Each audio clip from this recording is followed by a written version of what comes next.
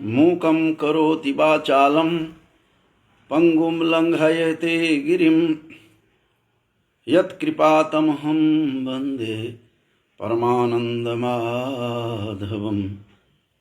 आज मैथिल कोकिल विद्यापति जो मैथिली भाषा के प्राकृत भाषा से निकली हुई अभट्ट और संस्कृत के महापंडित थे, बहुत बड़े ज्ञानी थे। और ऐसे मैथिल कोकिल विद्यापति का, जिनकी भक्ति काव्य के रूप में और श्रृंगार कवि के रूप में, श्रृंगार कवि और भक्ति कवि के रूप में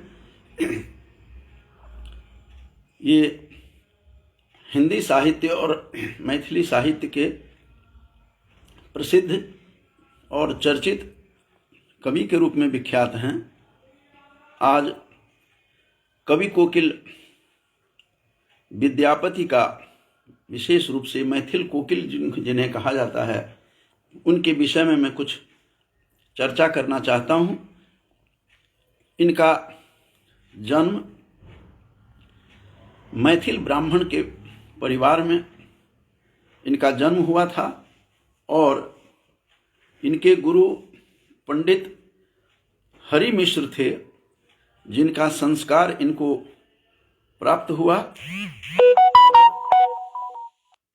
विद्यापति एक प्रसिद्ध कवि के रूप में हमारे समक्ष उभर करके आते हैं। विद्यापति कवि इतने प्रसिद्ध थे कि इनकी तुलना जब की जाती है तो इटली के दांते और इंग्लैंड के जो चौसर थे, अंग्रेजी के कवि, जो सर्वप्रथम कवि के रूप में वहाँ पर नाटककार के रूप में, साहित्यकार के रूप में अंग्रेजी में प्रसिद्ध हैं, उनके बराबर की तुलना विद्वान जन इनके बारे में करते हैं। इनका जो जन्म हुआ तो इनका जन्म एक मैथिल ब्राह्मण के परिवार में हुआ। इनका नाम विद्यापति ठाकुर था और इनके पिता गणपति ठाकुर थे और माता का नाम हंसनी था। तो माता हंसनी और गणपति ठाकुर के महान पुत्र के रूप में ये उभर करके हमारे समक्ष आते हैं। इनका जो गांव है वो बिस्पी पड़ता है, मधुबनी बिहार के में पड़ता है इनका गांव, कवि कोकिल विद्यापति का। और वहाँ इनका जन्म हुआ और दरभंगा के जो महाराज थे, दरभंगा के राजा, उन्हीं के आश्रय में रहकर इनका काव्य सृजन चलता रहा। इनकी शिव भक्ति प्रसिद्ध है। कृष्ण और राधा की जो प्रेम गाथा है इनकी अद्भुत है। और इनके जो एक से एक काव्य हैं विद्यापति के, जिनकी रचनाओं में कीर्ति लता अत्यंत प्रसिद्ध है, क्योंकि राजा कीर्ति सिंह के शासनकाल में इन्होंने उनके आश्रय में आश्रित होते थे। उनके पुत्र देव सिंह भी थे, उनके साथ भी, उनके अधीन भी एक दरबारी कवि के रूप में इन्होंने काम किया, विद्वान के रूप में। और पत्नी इनकी सुशीला थी, सचमुच वह सुशीला थी। और विद्यापति ने राधा कृष्ण के प्रेम की जो काव्य इन्होंने जो लिखा वो बहुत ही अद्भुत है। ये मशहूर ही हैं, प्रसिद्धि ही इनको मिली। श्रृंगार कवि और भक्ति कवि के रूप में एक बहुत बड़े भक्त थे। गंगा स्तुति इनकी तो सुनते ही बनती है। गंगा स्तुति में गंगा से इन्होंने प्रार्थना की, विनती करते हैं कि बड़े सुख सार पावल तुम तीरे, छाड़ इतनी कट नयन बहनी रे। बड़ सुख सार। इस प्रकार से इन्होंने गंगा स्तुति का प्रारंभ करते हैं। हम लोग जब मैट्रिक में थे तब इनकी गंगा स्तुति हमने पढ़ी थी। सचमुच अद्भुत स्वर, ताल, लय इनका अद्भुत है इसमें। और कहा जाता है कि विद्यापति के घर में नौकर रूप में बन करके, उगना रूप में बन करके स्वयं शिव भी आए हैं। इस तरह से बहुत ही प्रसिद्ध है। और इससे इन्होंने अनेक रचनाएं की, जैसा कि मैंने बताया कीर्तिलता इनकी बड़ी प्रसिद्ध है। विद्यापति की पदावली आज भी प्रसिद्ध है। और कृष्ण की भक्ति कहते हैं, कृष्ण की तो अपार भक्ति से इन्होंने गाया है। और कहते हैं कि हे माधव की कहब सुंदरी रूपे। इस प्रकार से कई प्रकार से इन्होंने कृष्ण की भक्ति के रूप में गाया है। और कहते हैं कि जो उपमा तोहर, विद्यापति कहते हैं कि उपमा तुम्हारी किससे करूं मैं, उपमा तोहर करब ककरा संग, करित हूँ अधिक लजाई, माधव कत तोर करब बड़ाई। हे माधव, हे कृष्ण, मैं तुम्हारी बड़पन, तुम्हारी प्रशंसा कैसे करूं, तुम्हारी उपमा मैं कैसे करूं। ये कृष्ण भक्ति को कवि कोकिल विद्यापति ने, जो मैथिल कवि मैथिल कोकिल के रूप में इनकी संज्ञा दी गई, ऐसे विद्यापति ने अनेकों रचनाएं की और अद्भुत इनकी रचनाएं हैं। और इन्होंने इनके गेय रूप में आज भी मिथिला में घर घर विवाह हो, शादी हो, इस अवसर पर इनके गीत गा करके स्त्रियां अपना कंठाहार बनाया हुआ है इनके गीतों को। तो इस प्रकार से विद्यापति जो हैं पंडित हरि मिश्र के शिष्य रहे हैं। और इनके पिता गणपति ठाकुर और हंसनी, माता हंसनी थी, जिनके घर में इन्होंने जन्म लिया। और स्वयं भगवान शिव नौकर के बन करके इनके पास आते हैं। इस तरह की भी बातें कही जाती है। और बेमेल विवाह के ऊपर में जो इन्होंने गीत गाया है, इनका गीत भी बहुत ही अद्भुत है। और उसमें कहते हैं कि पिया मोर बालक, मैं एक एक दो पंक्तियां बता करके बता रहा हूं कि किस प्रकार से इन्होंने सस्वर शैली में, इन्होंने स्वर में किस प्रकार से गीतों को लिखा है। कहते हैं कि पिया मोर बालक हम तरुणी गे, कोने तप चूकलहूं भेलहूं जननी गे। माने पिया मेरा बाल है। ये जो बाल विवाह के ऊपर, बेमेल विवाह जो है, आयु उसकी कम थी, किस प्रकार से तत्कालीन समाज में इनका जो परिस्थितियां देखी होगी, इन्होंने उस समाज की परिस्थितियों को लेकर के लिखा है।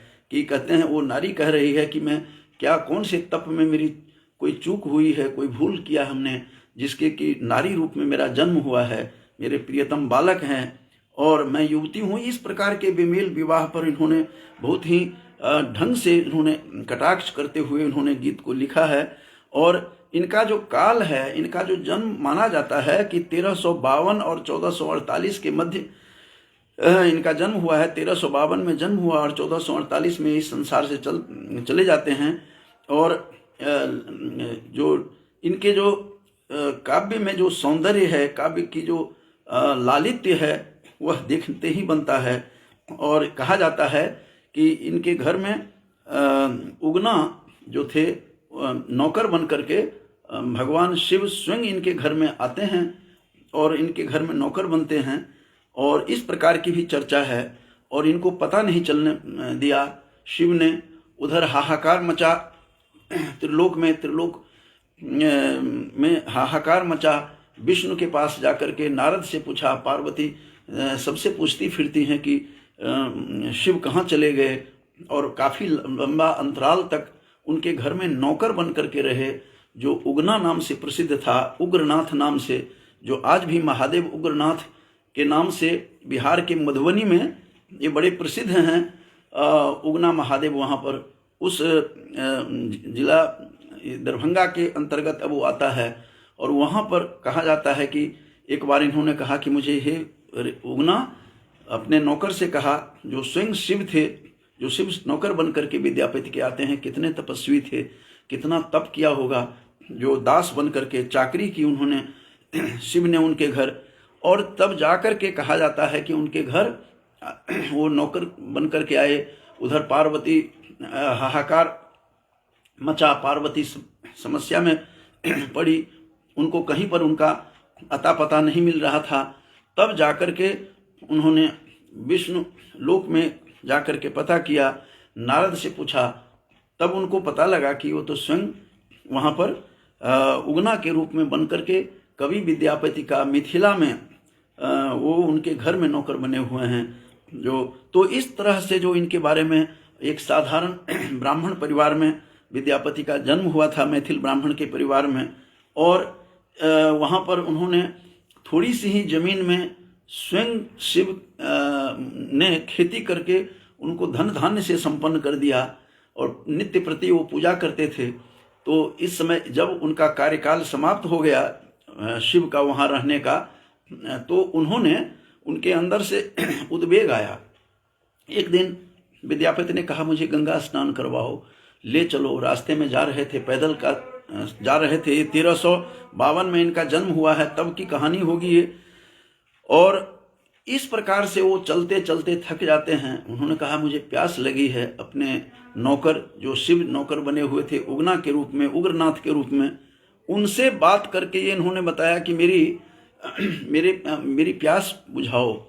तो वो जो उगना था, उनका नौकर था, वहाँ से वो उन्होंने कहा कि ठीक है, आप रहिए यहीं पर, चूँकि वो प्यास से व्याकुल थे।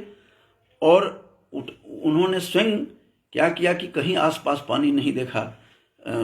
शिव जो उगना बने हुए थे नौकर के रूप में, शिव विद्यापति कवि के, तो उन्होंने अपने ही जटा से उन्होंने पानी निकाला और पानी पिला दिया। ये पानी पी करके वो अचंभित होते हैं, आश्चर्यचकित होते हैं, कहते हैं, ये कहाँ से, ये चमत्कार कैसे हुआ?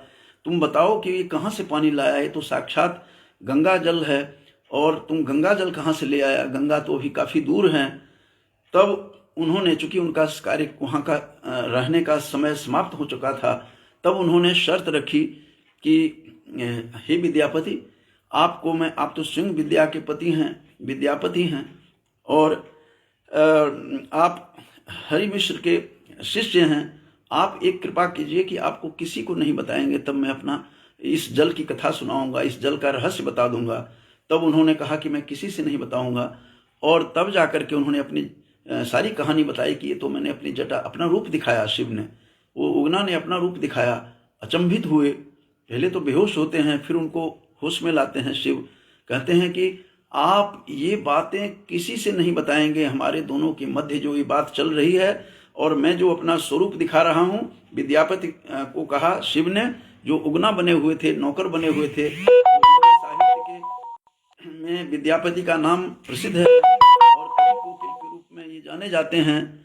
तब जाकर के उन्होंने उनसे कहा कि आप जब किसी को बताएंगे तो उसी दिन मैं लुप्त हो जाऊंगा, विलुप्त हो जाऊंगा। इस शर्त पर वहाँ से वो घर लौटते हैं। और प्रतिदिन मिथिला की जो परंपरा है कि प्रतिदिन वो पार्थिव महादेव बना करके हाथ से ही शिवलिंग की पूजा करने की प्रथा है, घर घर पूजा होती है, विशेष रूप से मिथिला में।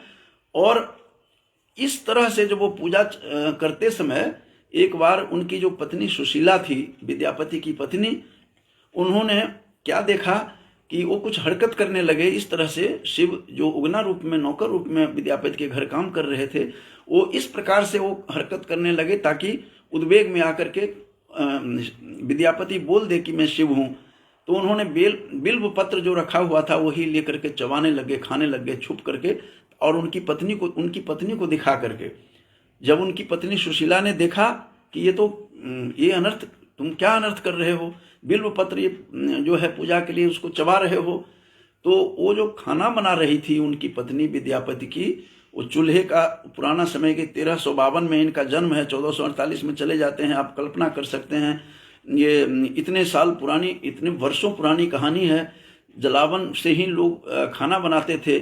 तो एक लकड़ी, जो जलती हुई लकड़ी को ही उठा करके उसमें से चूल्हे से मारने के लिए दौड़ती हैं वो। तुम ये क्या अनर्थ कर रहे हो, क्या अनर्थ रच रहे हो, ये पूजा के बिल्व पत्र को तुम चबा रहे हो। और वो विद्यापति पूजा पर बैठे हुए थे। उसी समय अचानक हठात उनके मुंह से निकला कि हे सुशीले, अब तुम ये क्या अनर्थ कर रही हो, ये तो साक्षात शिव हैं। ये कहते ही शिव वहां से विलुप्त हो जाते हैं। ये कथा मिथिला में बड़ी ही प्रसिद्ध है और उगना के रूप में, उग्रनाथ को उगना कहते हैं, उगना महादेव आज भी साक्षात वहां पर है मिथिला में। तो इस प्रकार से, जिसको भवानीपुर के नाम से कहा जाता है जिस गांव को, तो इस प्रकार से इनके बारे में कहा जाता है कि विद्यापति कवि शिव के भक्त थे, अनन्य भक्त थे। कृष्ण की भक्ति तो थी ही इनमें। मैंने गा करके सुनाया है कि माधव तुम्हारे रूप के वर्णन किससे करूं, उपमा तुम्हारा किससे उपमा करूं, मुझे शर्म आती है कि उपमा तो हर करव ककरा संग करित हूँ अधिक लजाई, हे माधव कते तोर करब बड़ाई। तुम्हारी प्रशंसा मैं कितने करूं, तुम्हारा वो भी कम है। तो शिव की भक्ति के साथ साथ कृष्ण भक्ति भी पराकाष्ठा पर थी इनकी, और भक्ति कवि के रूप में, श्रृंगार कवि के रूप में ये विख्यात हैं। और ये इनके बारे में, शिव के जब भक्ति के बारे में जहाँ तक मैं बता रहा हूँ कि उग्रनाथ रूप में, उगना रूप में आए और वहीं से वो विलुप्त हो जाते हैं। जब उनके मुंह से निकली बात कि ये तो क्या कर रही हो, अपनी पत्नी को जब डांट लगाई, ये तो साक्षात शिव हैं, तुम कर क्या रही हो, उसी समय शिव विलुप्त होते हैं वहाँ से और अदृश्य हो जाते हैं। और ये चिल्लाते हुए, पूजा पाठ छोड़ करके चिल्ला रहे हैं, गिरते हैं और चिल्लाते हुए वहाँ पर उन्होंने फिर गीत की रचना की। जो विद्यापति की यह रचना मिथिला में प्रसिद्ध है, जो उगना रो मोर कतय गला, तू कहाँ चला गया, जो मुझे उगना के बारे में उद्देश्य बताएगा उसको मैं रत्न दूंगा, ये करूंगा। बहुत सारे प्रलोभन भरी भाषा में उन्होंने उसकी रचना की और विलाप करने लगे वहाँ से। तब उनकी पत्नी को भी पता लगा कि रहते उस शिव रूप में, शिव थे ये उगना रूप में, उग्रनाथ के रूप में, ये हमारे घर नौकर के रूप में काम करके आए हैं। लेकिन पश्चाताप करके होता क्या है, उनका कार्यकाल, उनका जितने देर का वहाँ पर रहना था, उनके घर में कहा जाता है कि उनके घर में रहने के कारण बताया जाता है कि वो भांग के प्रिय थे शिव जी, और उन्हीं के बाग से उन्होंने, उनके जो घर के पास जो जमीन थी, उसी जमीन से उन्होंने कभी भांग उनको चुरा करके खाया था। इसके लिए उगना रूप में आकर के वहाँ आते हैं। कुछ लोगों का मत है, इसमें अलग अलग मत भी प्रस्तुत किए जाते हैं। कुछ विद्वानों का मत है कि ऐसा नहीं था, उन्होंने घोर तप किया और तब जाकर के उन्होंने कहा कि मैं आपको दर्शन दूंगा, आप ही के घर में आकर के दर्शन दूंगा। लेकिन विद्यापति इस भाव से परे थे, उनके शिव के भाव से। तो कहा जाता है उनके तप प्रभाव जो था इतना, और उन्होंने तप से मांगा था उनको, तो उग्रनाथ रूप में, उगना रूप में, नौकर रूप में उनके घर में आए थे। इस तरह से अलग अलग कथाएं बड़ी प्रचलित है। लेकिन विद्यापति की कथाएं जो है, विद्यापति के गीत, और चूंकि ये संगीतज्ञ भी थे, बहुत बड़े संगीत के ज्ञानी थे, और जो बिहार में जो दरभंगा है, दरभंगा के महाराज जो थे, उस महाराज में वो भी ब्राह्मण ही, इस भारतवर्ष में एक ही था जो ब्राह्मण ही वहाँ के राजा थे। इसीलिए कहा जाता है मिथिला में कि भूदेवो यत्र भूपः सरिद मदजला वाग्मती यत्र पुण्या। मिथिला वर्णन में आता है कि जहाँ भूदेव कहते हैं ब्राह्मण को, भू माने पृथ्वी पर देव रूप में मानते हैं, तो भूदेव जहाँ भूप था, राजा थे, वो मिथिला के राजा जो थे, राजा शिव सिंह के विषय में कहा जाता है उनके काल में भी थे, और कीर्ति सिंह के भी समय में थे। तो इस प्रकार से कीर्ति सिंह के समय में होने के कारण से कीर्तिलता इनका जो ग्रंथ है वह बहुत ही प्रसिद्ध है। और इस प्रकार से, जैसा कि मैंने पहले भी बता चुका हूं कि विद्यापति की तुलना इटली के दांते और इंग्लैंड के चौसर जो अंग्रेजी के कवि थे उनसे इनकी तुलना की जाती है, जबकि ये अलग रूप से हैं। विद्यापति विलक्षण कवि थे और कई भाषाओं में इन्होंने लिखी है, यहाँ तक कि मैथिली और अभट्ट, प्राकृत से जो निकली हुई अभट्ट भाषा थी उसमें, मैथिली भाषा में, और साथ साथ इन्होंने बंगला भाषा में भी लिखी है। इसीलिए कुछ बंगाली कहते हैं कि ये हमारे यहाँ के हैं। इस प्रकार से भ्रांति चल रही है। लेकिन विद्यापति कवि का जो जन्म है वो मधुबनी बिहार का जो जिला है, बिस्फी गांव है, जिस गांव में देखा है हमने जाकर के। तो इस प्रकार से विद्यापति कवि इस साहित्य जगत में अत्यंत प्रसिद्ध हैं और ताल लय स्वर किस प्रकार से चलता है इनके काव्य में देखने को मिलता है। जैसा कि बताया था कि शिव के ये अनन्य भक्त थे, तो इसमें इन्होंने एक बार कहा जाता है, तब इनका गीत बड़ा प्रसिद्ध है बिहार में, और हम अपने दादी के मुख से विशेष रूप से सुना करते थे कि भगवान शिव ने, पार्वती ने एक दिन शिव से कहा, जो इनकी रचना है मैं बता रहा हूँ, कि शिव से कहा कि आज एकादशी का दिन है, तो हे शिव आज मुझे अपना नृत्य करके, तांडव नृत्य करके दिखाओ।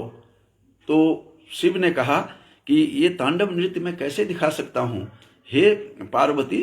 उन्होंने कहा कि हे हिमसुते, हे पार्वती, ये सुनाना, ये तांडव नृत्य करके दिखाना मेरे लिए असंभव है, क्योंकि मैं जब तांडव नृत्य करना आरंभ करूंगा तो 4 समस्याएं मेरे सामने आ जाएगी, जो किसी भी, जो मैं बता रहा हूं, किसी भी घर के मालिक हों, घर के मुखिया हों या राष्ट्र के मुखिया हों या कोई एडमिनिस्ट्रेटर हों, उनकी क्या क्या समस्याएं होती है उसके बारे में विद्यापति ने ब्यूटीफुली, उन्होंने विद्यापति ने अपने काव्य में बताया है। और पार्वती के आग्रह पर कि मुझे नृत्य करके दिखाओ, तो पार्वती को कहते हैं कि 4 समस्याएं पैदा होगी। इसका विद्यापति ने बहुत बढ़िया ढंग से लिखा है, जो कुछ पंक्तियां मैं गुनगुना के सुनाऊंगा। तो उन्होंने कहा कि 4 समस्याएं होगी। पहली समस्या कि आज एकादशी का दिन है, मुझे नृत्य करके दिखाइए। अब तांडव नृत्य में 4 समस्याएं होगी। सबसे पहली समस्या है कि जटा से जब गंगा निकलेगी तो उसकी कई धाराएं फूटेगी, 10 दिशाओं में फूट जाएगी धाराएं, और मैं उसको संभाल नहीं पाऊंगा। दूसरी जो इनकी समस्या है, वो कहते हैं कि गले में जो मेरा सांप का माला पहना हुआ है, तो वो निकल करके नीचे गिरेगा। मेरा जो श्रृंगार बना हुआ है सांप, वो नीचे गिरेगा। तो हे पार्वती, तुम्हारा पुत्र जो कार्तिक है, उसने पाल रखा है मयूर, वो निगल करके खा जाएगा। 2 समस्याएं।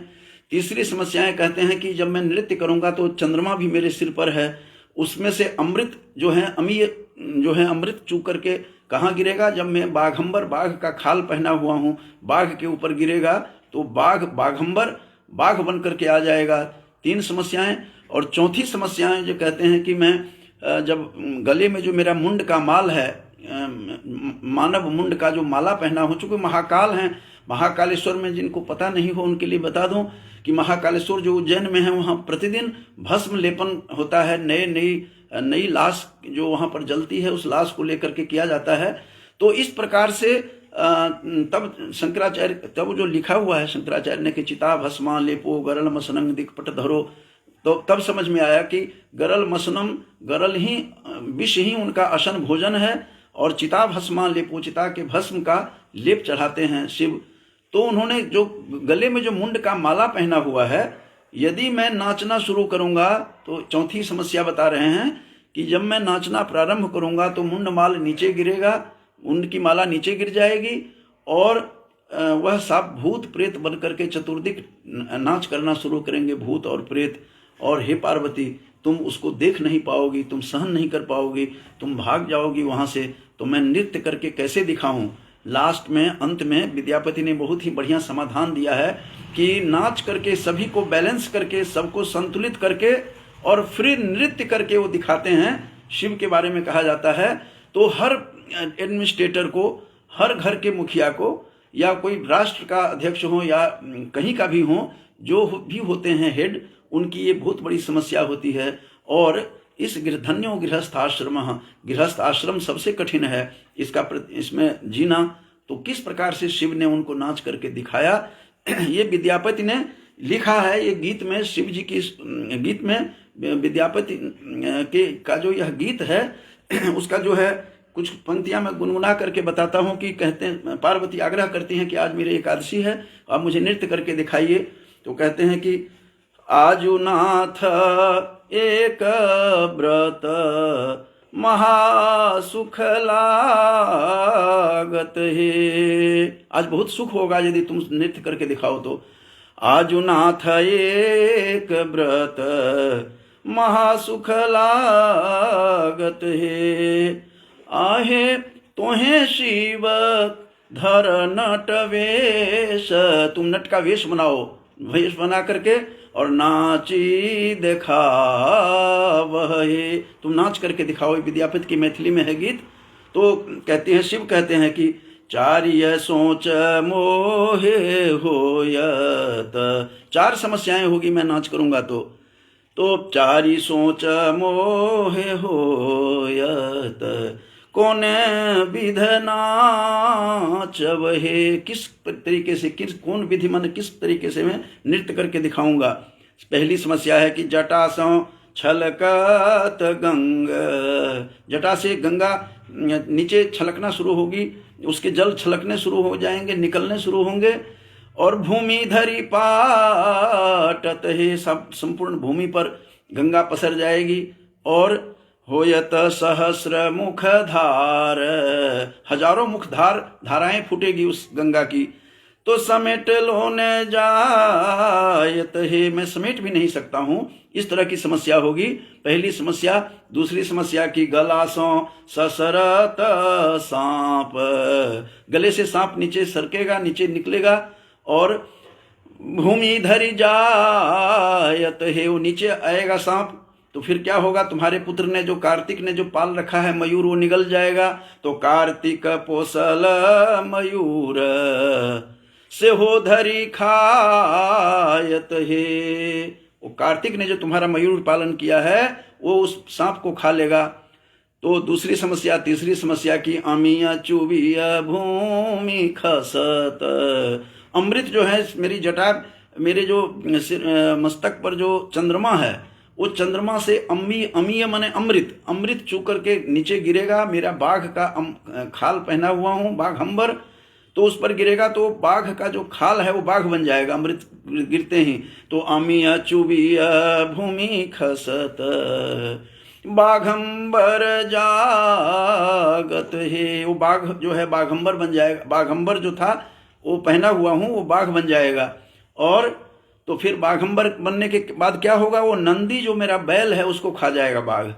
तो कहते हैं कि जो बाघंबर होयत बाघ, बसहा के गिरि जायत है, बसहा कहते हैं नंदी को मैथिली में, वो बसहा जो मेरा बैल है उसको नंदी बैल को खा जाएगा। तीसरी समस्या। और चौथी समस्या में वो कहते हैं कि मुंडमाल भूमि खसत, वो मुंड का जो माला पहना हुआ है मैंने, मानव मुंड का, वो नीचे माला गिरेगी नीचे। तो मुंडमाल भूमि खसत, मशानी जागत है, वो मशान जो है स्मशान वो जाग जाएगा। और भूत प्रेत बैताल सारे चतुर्दिक नृत्य करना शुरू करेंगे। तो फिर तो तुम्हें गौराज वह पराई, तू भाग जाओगी तुम डर करके। तो नाच के देखत है, फिर मेरा नाच कौन देख सकेगा, तुम नहीं देख सकोगी, इसीलिए नाचना मुश्किल है। फिर भी अंत में विद्यापति ने समाधान निकाला, उनको नाच करके शिव जी से नचवा करके पार्वती को दिखवाते हैं अपने गीत में। तो अंत में कहते हैं कि भाना ही विद्यापति गावल और नाची दिखाओल हे, और नाच करके दिखाया। राखल गौरा के मान, और नाच करके दिखाया, गौरी का मान का रक्षण किया। इस प्रकार से विद्यापति के अपूर्व गीत सब जो हैं शिव भक्ति से में डूबे हुए उनके गीत हैं। उनका स्वर ताल लय आज भी मिथिलांचल के घर घर में विवाह शादी में बिना विद्यापति के गीत से संपन्न नहीं होता है कोई विवाह, कोई समारोह। तो इस प्रकार के जो विद्यापति घर घर में मिथिला में आज भी इनका प्रसिद्ध है। और जो हिंदी के विद्वानों को पता है कि ये विद्यापति की जो ये रचना है, विद्यापति की पदावली अत्यंत महत्वपूर्ण है। और ऐसे सरस हैं इसमें कि इस कहाँ से गीत सुनाऊं, मेरे पास तो कई गीतों का मुझे स्मरण आ रहा है, तो गीत सुनाना संभव नहीं है इतना। तो उन्होंने बंगला में भी लिखा है, कहते हैं प्राकृत भाषा से अभट्ट भाषा निकली है, वो निकला। तो उन्होंने कीर्ति लता नाम की लिखा। और वो लखिमा के ऊपर में भी, लखिमा की आंखें जो हैं उसके ऊपर में जो है बहुत ही श्रृंगार रस में लिखा है। और ये बहुत ही लोकप्रिय मिथिला के कवि थे। और इतना ही नहीं, ये संपूर्ण भारत में ये विख्यात हैं। और इनका जो है, इनकी जो भक्ति काव्य हैं वो देखते ही बनता है। और जैसा कि मैंने बताया था कि साहित्य के नए प्रयोग करने में और नई भाषाओं का प्रयोग मैथिली में जब शुरू हो रहा था तो विद्यापति को प्रथम गीतकार के रूप में, प्रथम साहित्यकार के रूप में इनको मानते हैं। मैथिल ब्राह्मण, अब मैं संक्षेप में इनको करते हुए बता रहा हूँ कि इनका जो है जन्म किस परिस्थिति में हुआ। बहुत ही निर्धन परिवार में, एक ब्राह्मण परिवार में इनको ठाकुर इनका है, लेकिन वो थे ब्राह्मण हैं। विद्यापति ठाकुर के घर में इनका विद्यापति के रूप में इनका जन्म हुआ और इनके माता हंसनी देवी थी, हंसनी, और गणपति ठाकुर जो थे, इनके गणपति ठाकुर इनके पिता थे। तो उस घर में इनका बिस्फी नाम का जो गांव है वो मधुबनी बिहार में, वहाँ इनका जन्म हुआ था। और जो ब्राह्मण ही एक राजा हुए हैं, जैसा कि मैंने बताया था, भूदेवो यत्र भूपः कहा गया है कि वो राजा के उसी आश्रय में ये रहते थे। और इनके गीत शिवस्तुति हम लोग बाल काल में भी पढ़ते थे कि बड़ सुखसार पावल तुम तीरे, छड़ैत निकट नयन बहम नीरे। तुम्हारा नियर, तुम्हारा सानिध्य छोड़ता हूँ तो हे गंगे, मेरे आंसू मेरे आंखों में से अश्रु धारा प्रवाहित होती है। तो इस प्रकार से उन्होंने लिखा है। बताया था मैंने, बेमेल विवाह पर भी लिखा है, पिया मोर बालक में हम तरुणी के। वो इस प्रकार से मैंने लिखा है कि नारी की व्यवस्थाओं को भी उन्होंने नज़दीक से देखी है।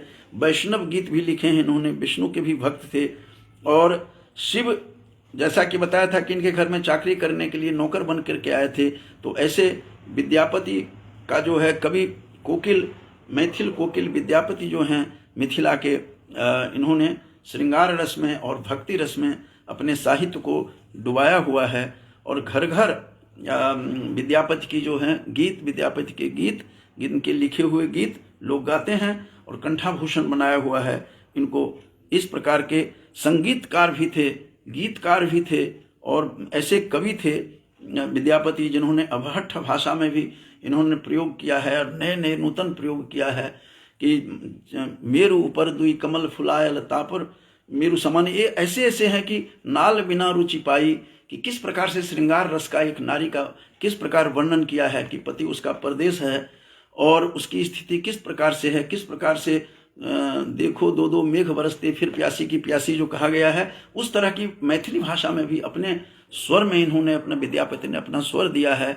और एक से एक इनके काव्य हैं। विशेष रूप से विद्यापति के अनेक पक्षों पर इन्होंने लिखा है, चाहे भक्ति परक हों या इनका, जैसा कि मैंने बताया था, अंग्रेजी के चौसर कवि के रूप में, इंग्लैंड के रूप में इनका विद्वानों ने कहा है कि ये तो इंग्लैंड के जैसे चौसर प्रसिद्ध थे।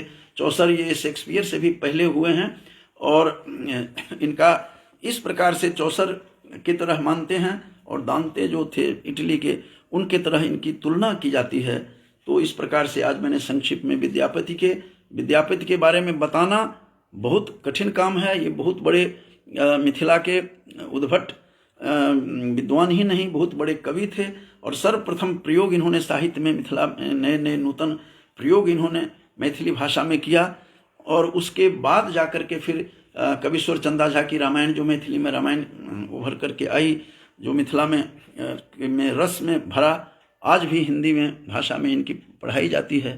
तो अंत में मैं समाप्त करने से पहले जो लोग जुड़े हुए हैं, इससे पहले डॉक्टर संजय जैन जी भी थे जो हिंदी के विद्वान हैं, वो भी काफ़ी देर तक जुड़े हुए थे। डॉक्टर कीर्ति जी भी थे जो हरियाणा के रजिस्ट्रार भी रह चुके हैं। और इस प्रकार से डॉक्टर कीर्ति जी भी मेरे पुराने मित्र थे, वो भी जुड़े हुए हैं। विपिन प्रसाद जी जो हमारे सहपाठी हैं, डॉक्टर संजय जैन जी भी अभी भी जुड़े हुए हैं। तो ये हिंदी के विद्वान हैं, ये पूरे रस ले रहे थे, आनंद ले रहे थे। करनाल में PGDAV कॉलेज में वर्षों पढ़ाए हैं, मेरे मित्र भी हैं और पटियाला से हैं मूल रूप से रहने वाले। विपिन प्रसाद जी जो हमारे सहपाठी हैं, मेरे गांव से और पटना से सुन रहे हैं। और बलदेव सिंह जी भी हैं, उनको भी मैं धन्यवाद ज्ञापन करता हूं। अनिल कुमार गुप्ता जी का मैं विशेष रूप से धन्यवादी हूं कि बराबर जुड़े रहते हैं।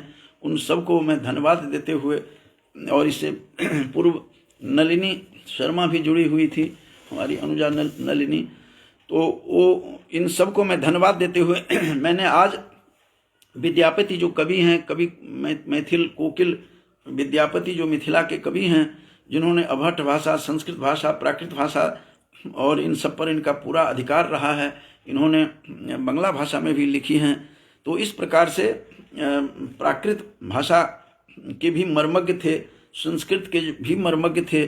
तो ऐसे पंडित कोकिल जो विद्यापति हैं उनको कोटिशः नमन करते हुए मैं अपने वाणी को विराम देता हूँ।